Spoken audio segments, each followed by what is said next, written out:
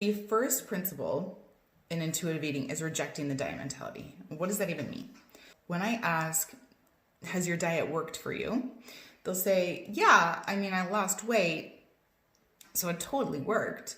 And then I'll say, but did you keep the weight off or did you gain the weight back? And they'll say, well, I gained it back. Okay, well, 95% of people gain the weight back. I don't care what diet. I don't care if it's the brand new diets or it's the old diets, if it's grapefruit diet or buttermilk diet, or we're gonna have a new lifestyle diet, or clean eating, or count your macros, even a meal plan. The two people who are the authors of intuitive eating are both nutritionists and registered dietitians. And one of the things they noticed was, even when we make the very best meal plan ever for our clients, there's choices. They can have a cookie every once in a while, they can have all these different choices. They were still gaining the weight back. And they would still come back to them and say, I can't maintain a healthy weight. And so they started to realize it's not about food. It's just not about food, people. You're not broken. It's the diet mentality that is broken. We can use an example of a car and say, if your car needed work, you wanted to change something about it, maybe it was broken, and you took it to the mechanic and the mechanic fixed it and then gave it back to you and it worked great for 2 weeks, and then it broke and it was even worse than it was before. That's what a diet is. Would you blame yourself? No, you'd be like, what's wrong with my car and what's wrong with the mechanic? So same thing, the diet mentality makes you feel like it's your willpower that's the issue, or that you're broken, and that's not it at all. Is it about self-control? No. Is it about willpower? No. Dieting actually makes us more preoccupied with food. There's been several studies that were done on this, and people that didn't have any intention of dieting were put on diets, and particular foods were restricted, and they automatically craved those particular foods. If you are a person who, even at the mention or the notion of a diet, starts to feel like they need to eat cookies or pizza or whatever it is that's going to be forbidden, then you have experienced diet backlash. The mere contemplation of dieting makes you crave food. Eating less food does not help you lose weight anymore. In fact, you gain more weight. You have what's known as the Last Supper right before your diet. You end up eating all kinds of foods that you think you are never going to be able to eat again. And so you do it as soon as your first diet starts. In fact, you might have all kinds of Last Suppers because you know that your next diets are in the corner anyway. Even if you haven't planned it for tomorrow or next week, you know it's coming. Turning down social occasions because there's going to be some kind of trigger food there. Not keeping particular foods in your house because you don't trust yourself with them. A sluggish metabolism, that's diet backlash.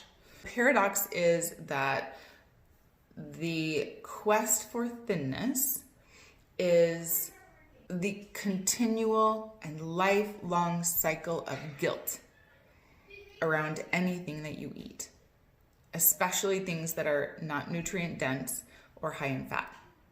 So that is what we do. We punish ourselves. That is the diet mentality. In fact, we live in a food police state by the food mafia. That's kind of how it feels some of the time. It is a children's issue. So we have childhood obesity that is growing at a rapid rate. So if we think about this logically, it doesn't make sense because we have more diets than ever before out.